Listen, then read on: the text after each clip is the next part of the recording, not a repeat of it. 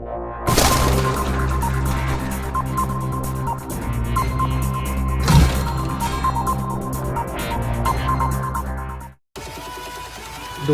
यदि जंगल में घूमते हुए आपका सामना किसी हनी बैजर से हो जाए तो यह आपका बहुत ही प्यारा व मासूम सा लगेगा।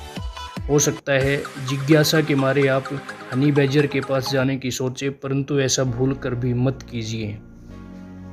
हनी बैजर दुश्मन को मारने के लिए कई तकनीक अपना सकता है।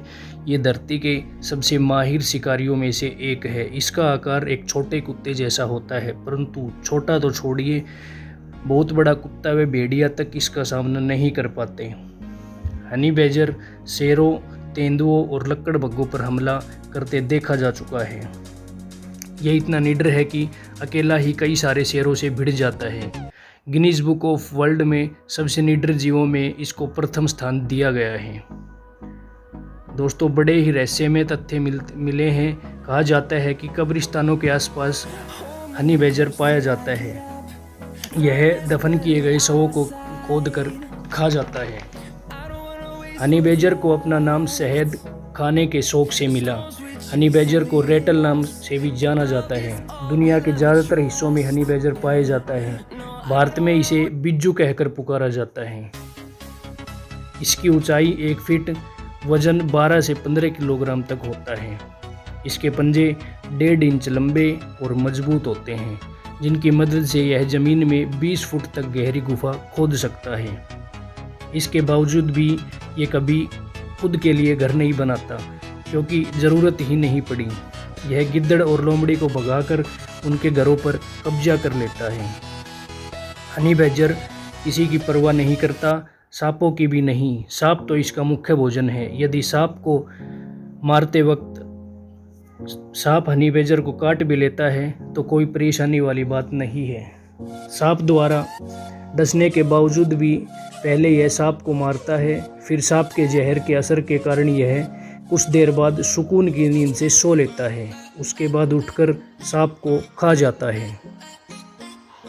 जहरीले से जहरीले सांपों का असर हनी बैजर को मात्र कुछ मिनटों तक ही बेहोश कर पाता है, मार नहीं सकता। सांप ही नहीं, बिच्छू और मधुमक्खियों का जहर भी इस पर बेअसर होता है। अच्छी इम्यूनिटी के कारण दुनिया भर के जीव वैज्ञानिक इस पर शोध कर रहे हैं, ताकि हनी बैजर के डीएनए का अध्ययन करके एक ऐसी जहर रोधक वैक्सीन तैयार की जा सके जो इंसानों को किसी भी प्रकार के जहर से बचा पाए। हालांकि हनी बैजर ने यह इम्यूनिटी एकदम से हासिल नहीं की, बल्कि कई पीढ़ियों के विकास का यह नतीजा है। जहर से लड़ने की ऐसी ही काबिलियत नेवलों में भी पाई जाती है। इसकी त्वचा बहुत मोटी होती है, जिसके कारण सांप अपना जहर हनी बैजर की बाहर वाली परत में ही उगल पाते हैं। सांप द्वारा फैला यह जहर बहुत ही धीमी गति से मांसपेशियों द्वारा अवशोषित होता है, जिसकी वजह से हनी बैजर की इम्यूनिटी इस जहर को बड़ी आसानी से नष्ट कर देती है। इसकी 20% ज़रूरतें सांपों से ही पूरी होती हैं। इन्हें सांपों का शिकार करना बेहद पसंद है, क्योंकि आसान शिकार को कौन छोड़ना चाहेगा। सांप के पास न पंजे हैं और न ही मजबूत जबड़ा।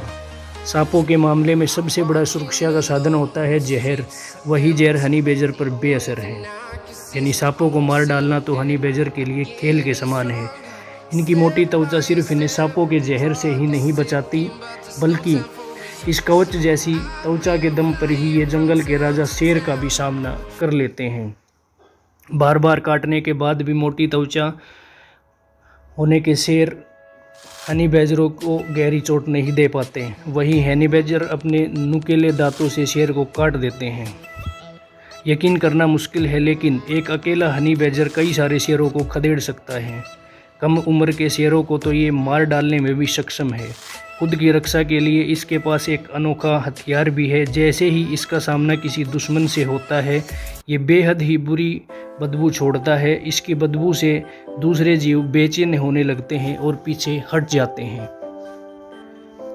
दोस्तों, कुछ जानकारों का यह भी दावा है कि हनी बैजर की त्वचा कुछ हद तक बुलेट प्रूफ भी होती है। एक साधारण रिवॉल्वर की गोली से इन्हें मारना संभव नहीं है। साथ ही तेज धार वाले चाकू और तलवार से भी हनी बैजर को मारना बहुत कठिन है।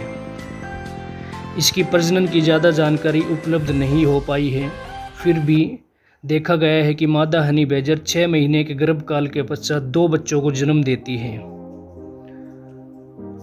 हनी बैजर की आंखें और कान जन्म लेने के करीब 15 दिनों तक बंद रहते हैं। ये बच्चे पूरी तरह से असहाय होते हैं। माँ अपने बच्चों को बारी बारी से अपने मुंह में डालकर एक स्थान से दूसरे स्थान पर ले जाती है। संसार का निडर जानवर होने के साथ ही ये बेहद बुद्धिमान भी होते हैं। दोस्तों, हनी बैजर शहद खाने वाली चिड़ियों के साथ साथ घूमते हैं, जहाँ वे जाकर मधुमक्खियों के छत्ते को तोड़ देते हैं और चिड़ियों से उनका शहद चुरा लेते हैं। भारत के लगभग हर हिस्से में हनी बैजर पाए जाते हैं। हालांकि अब इनका देखा जाना बेहद दुर्लभ हो चुका है। पिछले कुछ दशकों के दौरान हनी बैजर को महाराष्ट्र, तमिलनाडु, कर्नाटका और मध्य प्रदेश राज्यों में ही देखा गया है। भारत में इस जीव का शिकार प्राचीन समय से ही होता आया है। हनी बैजर का शिकार इसकी मजबूत खाल के लिए होता है। माना जाता है कि प्राचीन समय में योद्धाओं की ढाल बनाने में हनी बैजर की ही खाल का इस्तेमाल होता था। इसकी खाल से बनी ढाल धातु की तुलना में बेहद हल्की और मजबूत होती थी। दोस्तों, हनी बैजर कुदरत की खूबसूरत किंतु घातक संरचना है। यह अपनी हिम्मत के दम पर सभी जानवरों से में अलग स्थान रखता है। दोस्तों, आज के लिए केवल इतना ही। अगर हमारी जानकारी अच्छी लगी हो तो चैनल को सब्सक्राइब करें। धन्यवाद। Thank you.